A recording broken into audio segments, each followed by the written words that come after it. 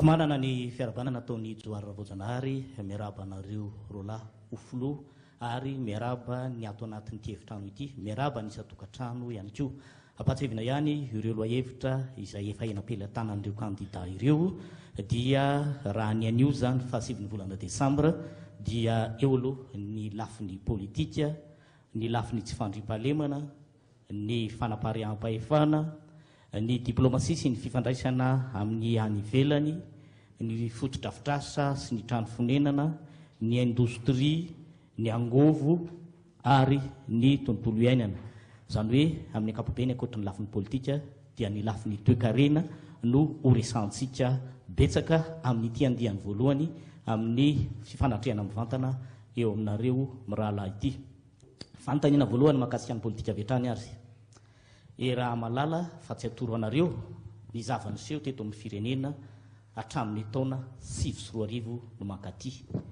10 taona teoriana ianareo mirahalahy reo no nisafidian'ny vahoaka malagasy hifanatrika amin'ny fiodinana faharoa ary ny ray aminareo no lany filoham-pirenena.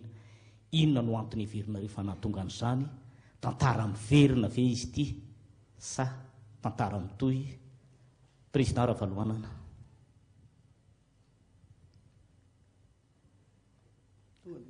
Tonga dia izy ka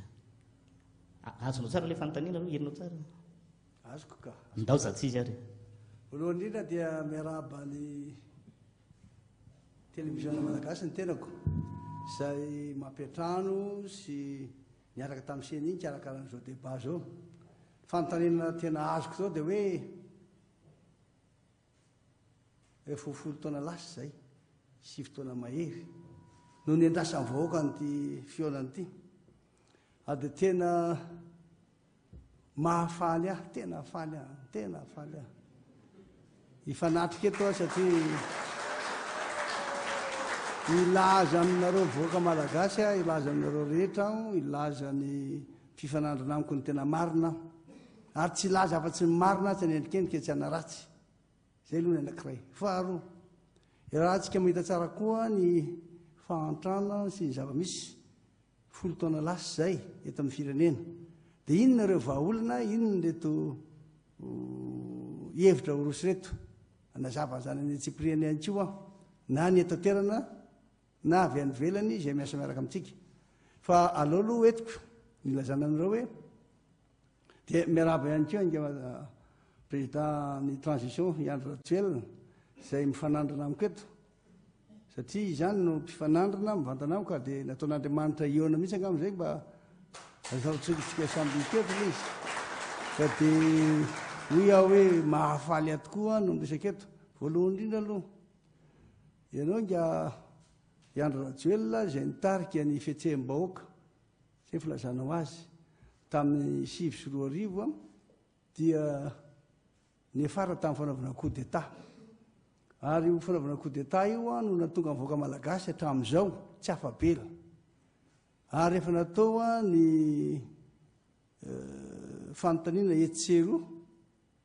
dia tena lasa endrika ratsy na ohatra ratsy aty Afrika Madagasikara ankehitriny. Zay le atao hoe mauvais exemple na bad exemple satria nahoana indroa no voafidy démocratiquement tamin'ny fitondrana dia nefa tonga avy any ianao nilaza hoe maika andray fitondrana tonga dia nataonao ilay fanonganana. Ty lazanareo hoe marina zany resahako zany dia niresaka nandefa taratasy ny Sadeka. Ty zao le avy any amin'ny Sadeka niala teto fa 20 ny volana mars 2024 dia nisy fihaonana tena sommet extraordinaire natao tany Swaziland, président 10 amin'ny 20 ny tonga tany. Dia tia no niresahany hoe tena izy mihitsy zany tena milaza kitsoran be jusy hoe ny zavatra nitrangana Madagasikara dia tena tsy mendrika sady saza ny malagasy. Mamela anareo ilazana izy dia amin'izay fantatrao tsara hoe tena milaza marina kilerangary fa tsy miteniteny foana reny kabary ataony etsero reny. Zao vola zato mikasika ny toetra raha politika eto Madagasikara ny fivoriana an-tampony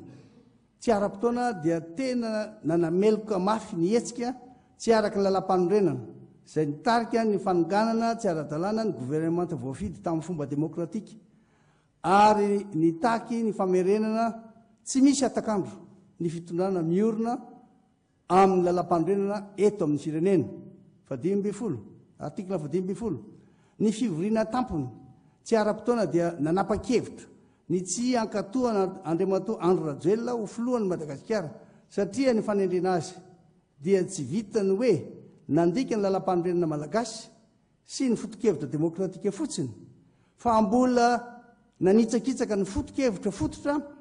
sy ny sotoavana sadeka ny lalàna mifehy ny vondrona afrikanina ary ny satan'ny firenena ny tsambana. Artikla 20 ny fivoriana ny tampony tsy ara-potoana dia nampiato avy hatrany any Madagasikara amin'ireo rafitra sy ratsa mankaiky ny sadeka mandra-piveriny firenena amin'ny fitondrana ara-dalàna araka ny lalam-panorenana. 7 ny fivoriana ny tampony tsy ara-potoana dia mandrisika ny ben'ny tanàna Antananarivo teo aloha Andriamatoa Andry Rajoelina hiala aingana eo amin'ny bureau-ny filoham-pirenena anomanana ny famerenana ny filoha ravalomanana amin'ny toerany tsy misy fepetra. Artikla 7 ny fivoriana ny tampony tsy ara-potoana dia niantso ny fianakaviam-be iraisam-pirenena tsy anaiky ny fanendrenana natao Andry Rajoelina ary anery ny tompony andraikitra ny fitondrana eto Madagasikara amerina ny fitondrana ara-dalàna araka ny lalam-pandrenana araka izay aingana. Diteny ahy zany hoe tsy namorona aho raha miteny indray satria misy miteny tsy fanangoanam-panjakana iny. Faharoa laza ny vondrona Eropeanina laza ny vondrona Eropeanina nanizingizina mihitsy zareo fa hoe tena zava-doza mitranga ny Madagasikara amintsika miresaka zao dia nilaza izy ary mbola namerina izy tamin'ny herintaona. Fakiko aminareo indray zavatra andresahany zavatra tsotra sady mafotra zavatra andresahany. Efa ho 7 minitra ianao zao monsieur le président no miteny alotoizany ka fanazava niandray masiny azafadiny atoy kely ny chrono-ny président Ravalomanana tsy voalazako teo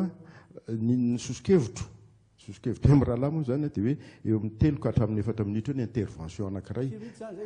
efa 10 raha tsy mahadiso anazava izy aloha toy izany joaga voazana fa lina be mihitsy amin'ny zavatra nyteneniny rehetrarehetra teo mantsy fa ny amin'ny nevitry ny président Ravalomanana ano ianao sa hiandry izay setriny avy amin'ny président Rajoelina ndao ary ilaza marina ndao ary eny ary ilaza marina ty laza hoe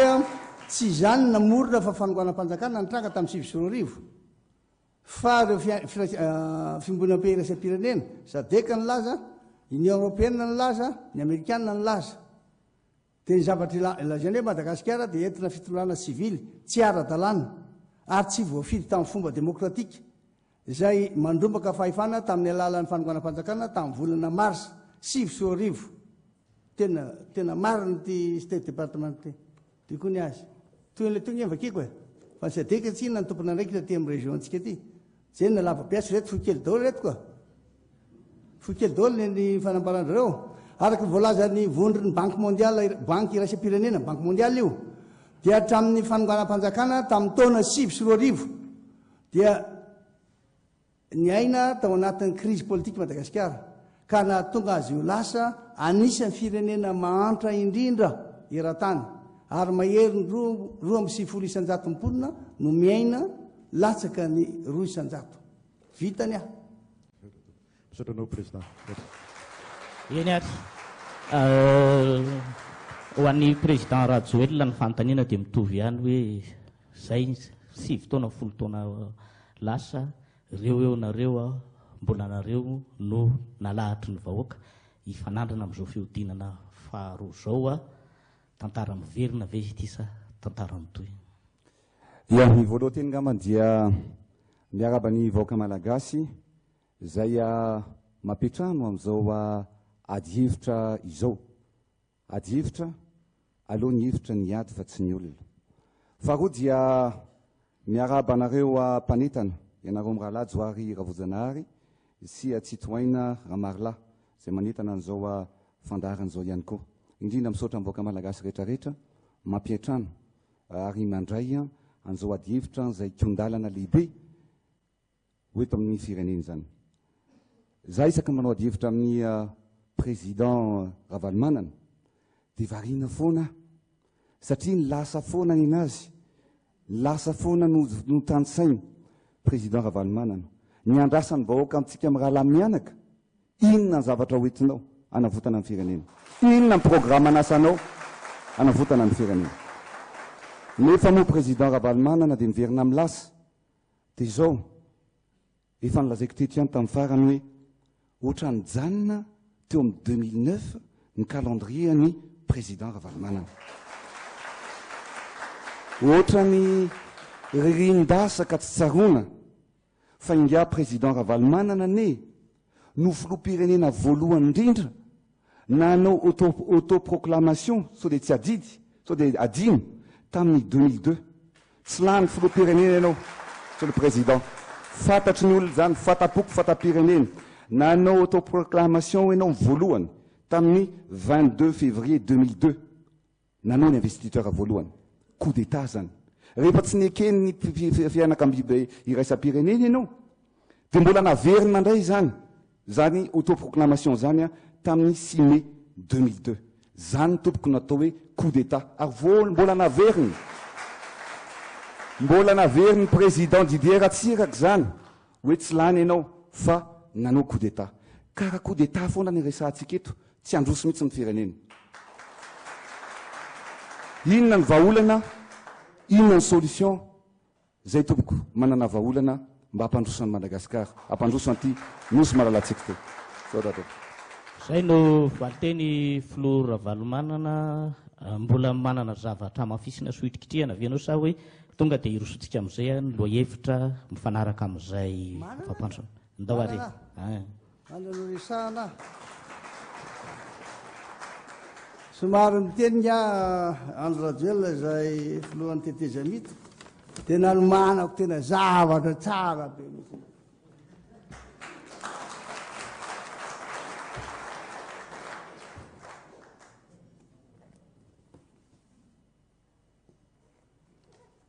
mba manatona ny micro raha hiteny zao tsy hoe tendrombohitra tsara indrindra eto Madagasikara ty sary asehoko anareo ty tsy zay fa ny taremarika ny arikarenam-pirenena teto Madagasikara raha ny aingotsika taty ambany taty tamin'ny taona 2010 dia niakatra zany ny arikarena malagasy tonga ty ambony aty nitranga le coup d'état ary efa nitranga le coup d'état nidina tanteraka aty ambany aty ty zany a tena taremarika navoaka amin'ny banque mondiale ty source avy any amin'ny banque mondiale zao ny taremarika tianareo fantaka ka hoy izy hoe ianao mijery ny lasa foana tsy maintsy hojerevantsika ny lasa mba hirovana sy hananarana sy ampitandremana mbola valiko ihany ko moa le anankiray zao zany taremarika ary indrindrindrindra faharoa amin'ny mafisiko anareo hoe maninona no nitranga ohatra zao ny zava-misy eto Madagasikara raha tsy haitsika no mitandrina vidina lafo dia lafo ty satria ny vidiny tya nandritra ny 7 hatramin'ny 13 dia 8 milliards de dollars zany a ny vidiny ny santana izy ty source avy any banque mondiale fa raha natao hatramin'ny zotsika amin'ny resaka zao dia 36 milliards de dollars tsy maintsy raisina ny lafiny économie koa any fa raha iresaka hoe jerino avitsika tsy maintsy contrôlena aloha ny économie atao fixe tsara fixentsika tsara ny stabilité politique zay ny anankiray